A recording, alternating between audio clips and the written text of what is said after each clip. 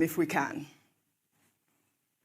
Good morning to you, viewers. Let's begin what's trending by looking at reactions trailing President Bola Ahmed Tinubu's announcement that Nigeria has achieved its 2025 revenue target ahead of schedule. President Tinubu made the announcement on Monday during a meeting with members of the Buhari organization at the State House in Abuja. Tinubu disclosed that the milestone was achieved as early as August and was primarily driven by non-oil earnings. He stated that this progress means his administration has now ruled out the need for further borrowing to fund the nation's expenditure. Well, let's take a look at the video before we take some reactions.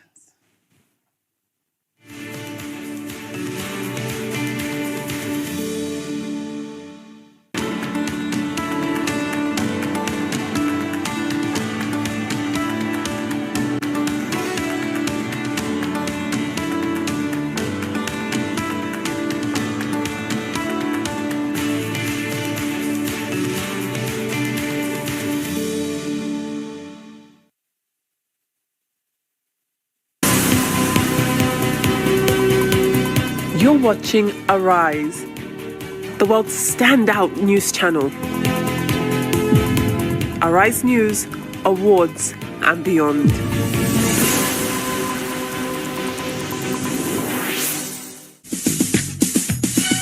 Naira, shillings, dinar, yen, interest rate are up again.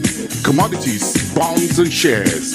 Seize the bulls and mingle with the beers, derivatives and currencies. Help me understand it, please. Finance gurus, the thieves and the tricks. Portfolio is getting thick.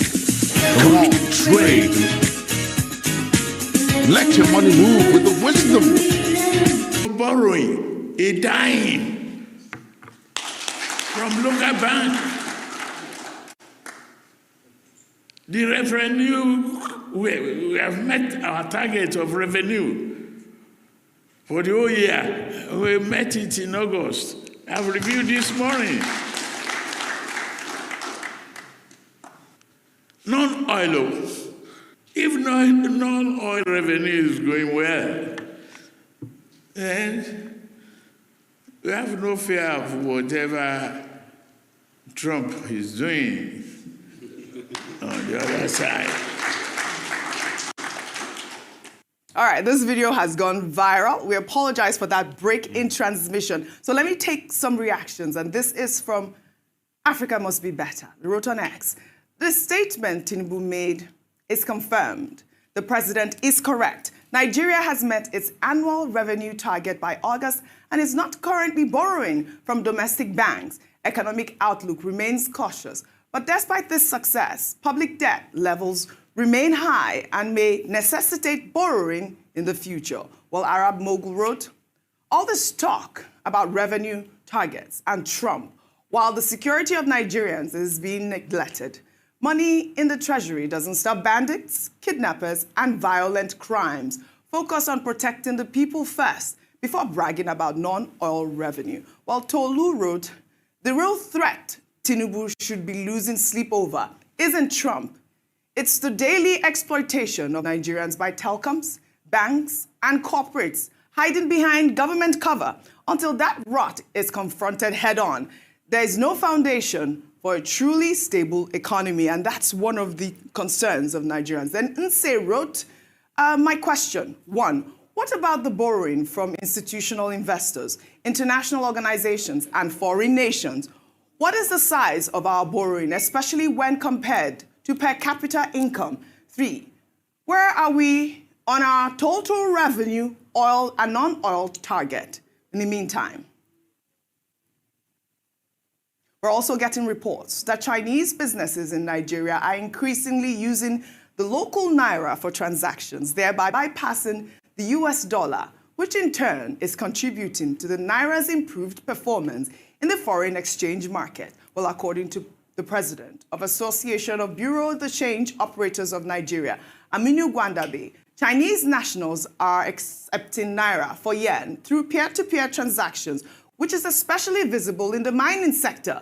The shift, which is not officially facilitated by the Central Bank of Nigeria, is making trade with China more direct for Nigerian importers, as they no longer need to convert to a third currency like the US dollar. This is great news, Ayo. And this has been, is a resounding welcome among a lot of Nigerians. Absolutely. We've often talked about the dollarization of our economy and how a lot of, especially when it comes to trade terms, a lot of trade, even within Nigeria, is done in dollars. So to see that the Naira is now favored as the currency of choice is definitely going to strengthen, of course, our currency against the dollar. So that's excellent. What I hope is even more enabling environment for people to use Naira as a mode of transaction, even within the country. We've often talked about clampdowns in, clamping down the use of dollars for transactions, whether in real estate, in other sides of society. But I think it's important to stress the fact that until we begin to enforce those directives, we'll continue to see, increased dollarization of the economy. But I think this is definitely good news, and it would help to, our trade with China. But going back to the conversation, the earlier news with what the president said. Yes. We'd spoken about this earlier, and we clarified that when he said that they had hit their revenue target, he was actually speaking more around the rate of growth of revenue compared to last year. Yes. So they clarified it to say that what he meant was that last year they had the revenue at this time in 2024 was about 10.4 trillion naira. That had increased year on year to 15.7 trillion naira. That's by 50%. And so he was applauding the fact that they had set a target at the beginning of the year during their budget announcement, but now it has now been met even before the end of the year. So that's, something. Not that they had totally met revenue targets. We still have a few gaps there. Right. But I think what was even more important for us was budget performance and what this revenue would be used for. So transparency, the opportunity to see accountability and to see actually the people, everyone in Nigeria being able to feel the impact of these increased revenues. We can't just live for announcements. We can't just live for, celebrations that we don't see the real impact when it comes to the pockets of the people. Right. These monies can be invested into critical social infrastructure, including, healthcare, education, including ensuring that, we've talked about transportation subsidies in the past. So those things are what we want to see included in his announcement. Essentially, the federal government is moving in the right direction. In another development, the Ministry of Foreign Affairs has admitted that some of Nigeria's diplomatic missions abroad are facing potential eviction due to unpaid rent, bills, and local staff salaries. Well, according to a statement posted on X, the ministry explained that the situation is a direct result of long-standing budgetary limitations which have hindered the mission's ability to operate optimally and fulfill their diplomatic and consular duties. However, the ministry also noted that the Tinubu administration is actively working to address the issue.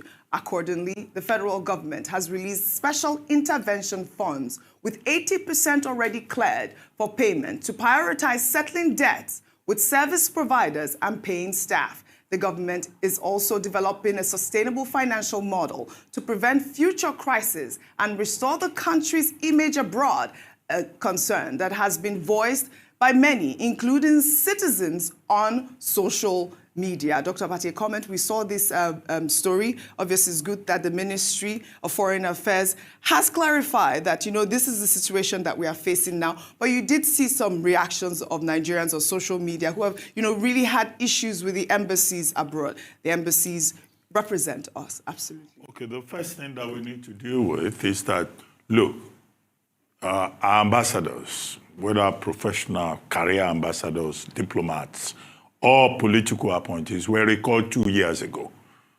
2 years later, the Nigerian government, the Tinubu administration, has not been able to appoint new persons to those positions. Yes, those missions are manned by child affairs, but for you to really have an embassy running, you need to have personal representatives. That's what diplomats are, ambassadors are. They are direct representatives of the president of Nigeria or the president, the leader of the sending nation. That has to be addressed.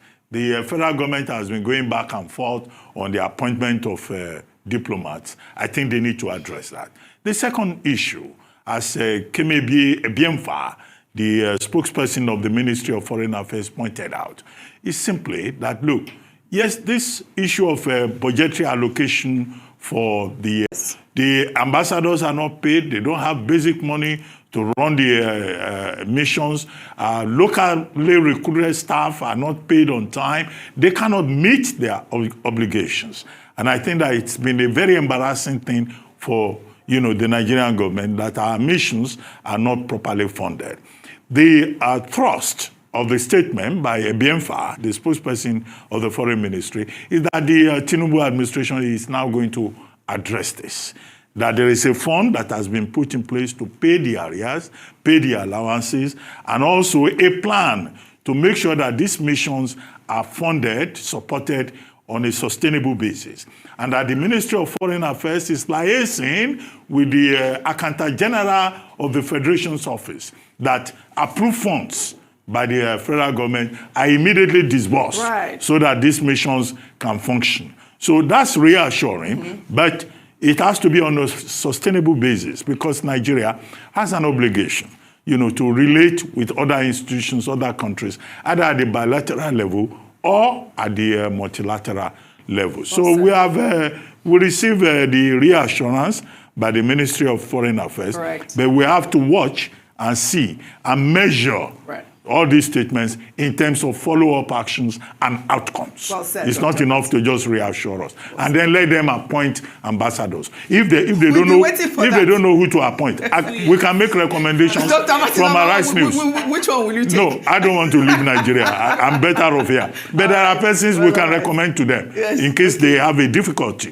looking for people. We have our international correspondent who's always traveling. Adefemi Akinsoya, number one on the list. Well, all right. Let's head over to Katsina State now, where a shocking video has emerged showing residents celebrating as gunmen wielding AK-47 rifles and riding on motorcycles stormed their community during a peace dialogue meeting.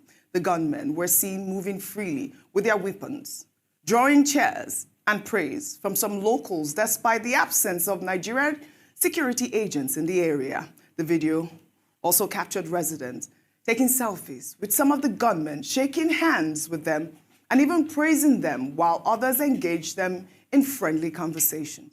Let's take a look.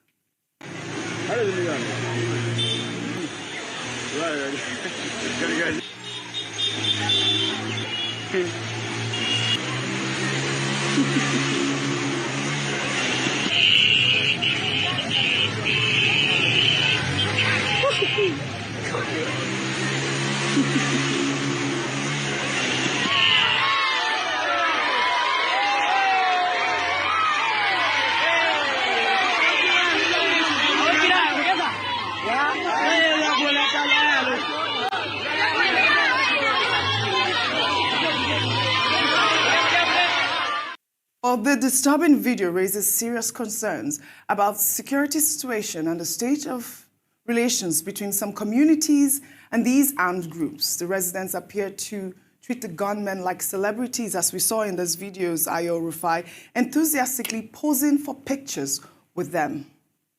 Well, we also had reports that these community members were actually attacked during a meeting. And after that meeting, they actually, the community members talked about the fact that the federal government may be aware of the meeting, and they actually accused the federal government of being aware of the meeting, and that these bandits were talking about the fact that this meeting that was holding was not supposed to hold because they are sabotaging the government of the day.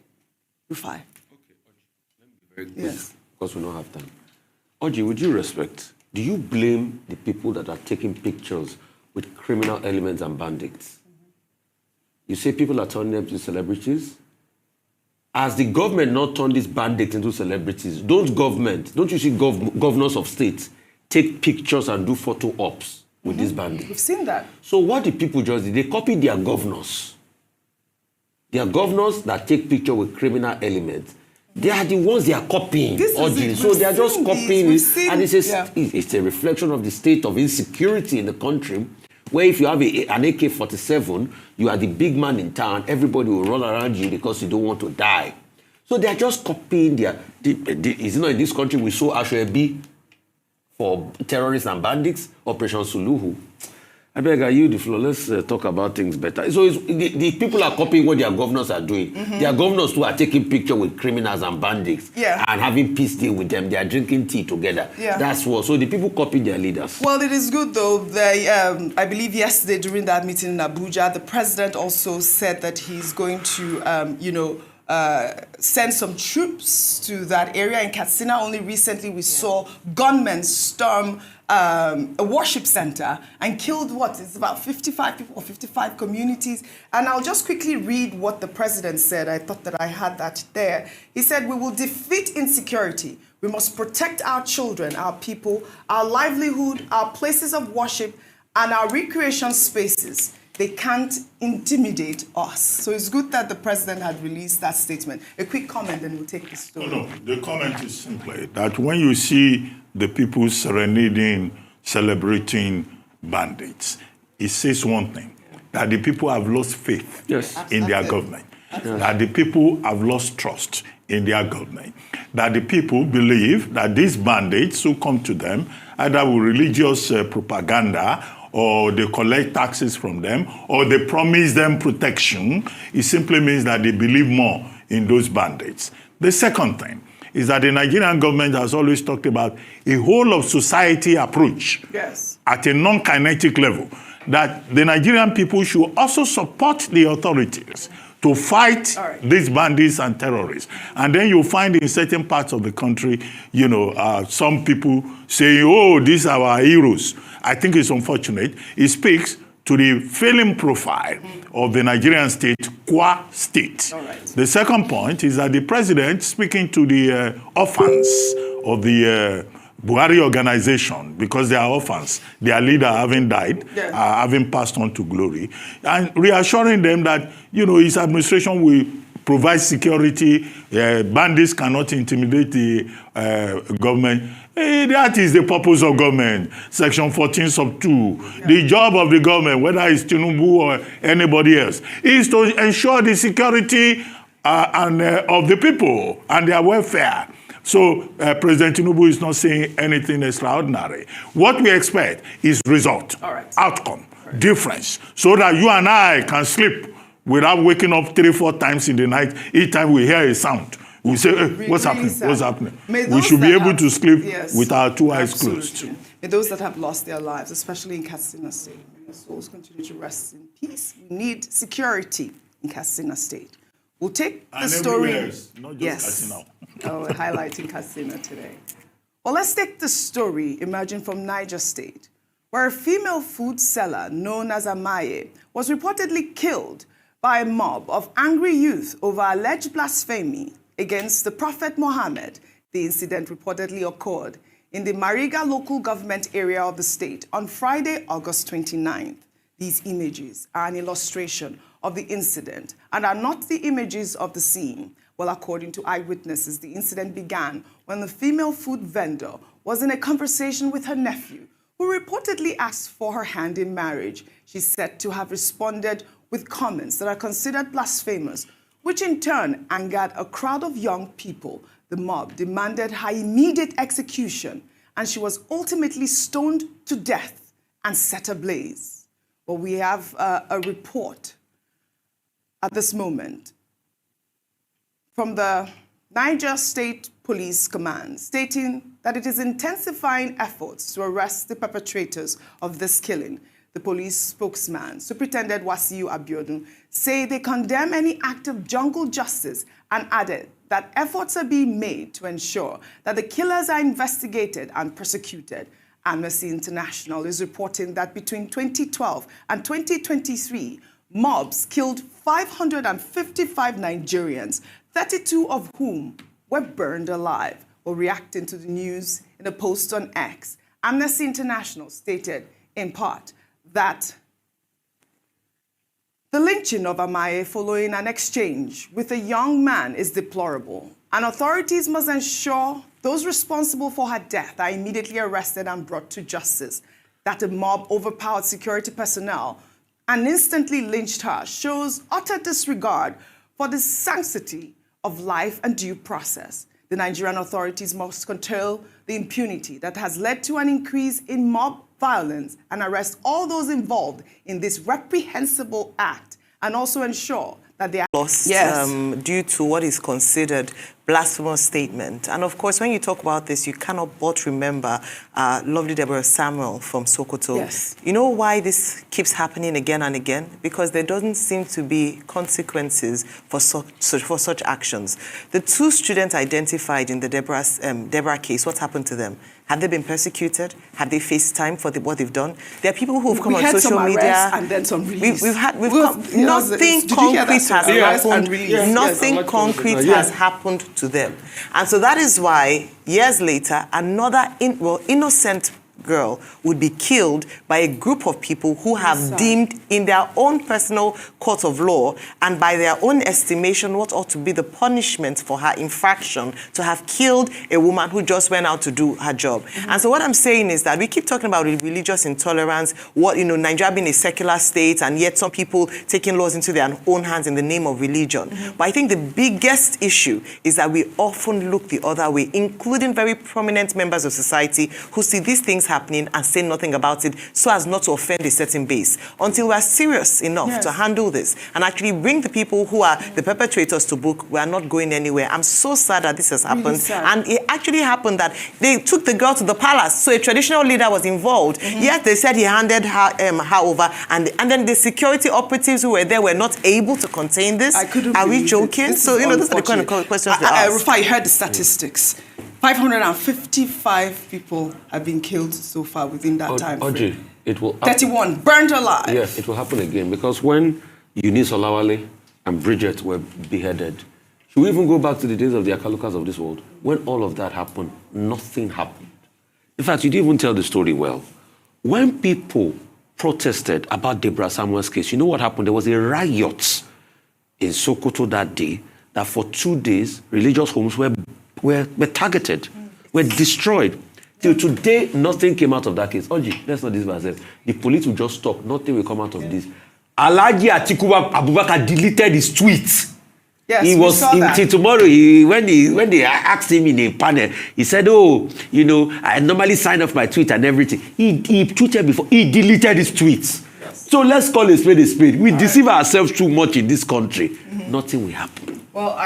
May her soul rest in perfect. It's sad. It's a really sad situation. Nothing it's good will that happen. The police has responded, and we really would like for those people to be named and shamed at this point. Still in Niger State, a video capturing chaotic scenes from an empowerment program in the Suleja Tafa local government area of the state has been making the rounds on social media. The incident, which shows residents looting food items, reportedly took place last Sunday, August 31st, at about 4 p.m. at the Suleja Stadium. The empowerment program was organized by Honorable Adamu Tanko, the lawmaker representing Suleja Tafa. In the video, residents were stumbling over one another to grab relief items, with security personnel fighting to maintain order.